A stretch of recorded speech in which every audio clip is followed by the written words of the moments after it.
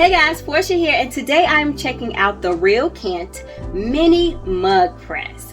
So let's just go ahead and just jump right on in. I want to share with you all my first impression. So when I pulled it out the box, I was like, oh my goodness, this is so it's so cute. It reminds me actually of like a clutch purse, as in it is compact, it is lightweight, and also it does not take up a lot of space, which is really good. Like for me, I'm like totally running out of space, so it's nice to have something that is functional but it's not bulky, right? Now although it's cute, the purpose is how well does it work? How well would it sublimate on our blanks? Now, according to the manufacturer, this particular mini press is really good for cups that are 11 to 15 ounces. It can do the skinny tumblers, but they don't recommend anything over 16 ounces. And of course, if you're going to do a skinny tumbler, you're going to have to, flip it and rotate it to make sure that you get it fully covered so that your image is going to transfer. So what we're going to do today is sublimate on this 12-ounce frosted mason jar. So this will be my first time sublimating on a mason jar. I picked a really simple image, and we are just going to go ahead and put our mini press to the test. So let's go ahead and get started. All right, so we are taped up nice and tight, and also we have our presses all ready. So it's ready with the right temperature, and of course, like I said, I set it to 200 seconds, but we're only going to go for 45 seconds. Also, I wanted to show you, this is how you tighten and untighten the tension for the press. Now, before we got started, I put the mason jar in there while the press was cold, and I put the tension the way that I wanted it. So it's always good to set your tension before you heat the press up. So we're all good there.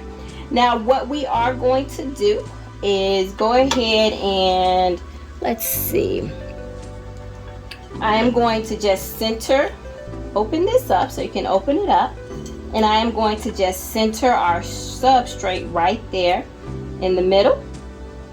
I'm going to close the clutch right there. That looks all right, guys. I have counted down to my 45 seconds.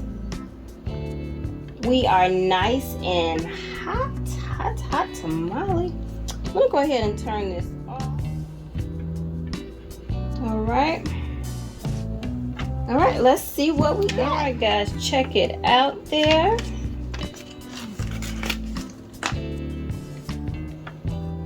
So we have our color. I kind of did a little bit of ombre effect in there to go with all of the I guess the different shades of kind of pink, purple, red that I got going on there. And all it says is live, love, laugh all the way through. And I think that we got a really good press. The ink, so we just want to make sure as much ink as possible came out of the paper, and I definitely have to say it absolutely did. Okay guys, so I just wanted to share with you all my final thoughts about the Realkant Mini Mug Press. It does exactly what it says. So if we take a look back at our mason jar, the colors are bright and they are legible. We have our words here. We can clearly see I don't have any like ghosting. Now I did purposely fade my design out here as it ran into the handle, but again, that was a design decision.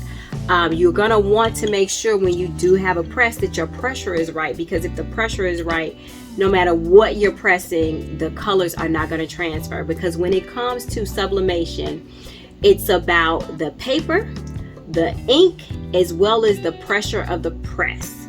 And once again, the mini press is because you can adjust the pressure.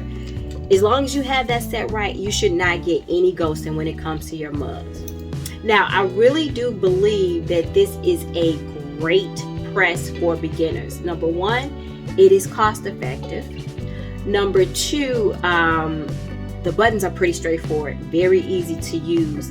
The design makes it, I guess, it just doesn't take up a lot of space. I've used various types of presses, and this has to be one of the lightest ones I have ever used, and I appreciate that. But yeah, guys, this is all I have for you today. I just wanted to share with you my thoughts on the Realkant Mini Mug Press. If you got any questions, concerns, emotional outbursts, let me know. If you found this video helpful or even entertaining, could you go ahead and give it a thumbs up? But guys, as always, until next time, peace.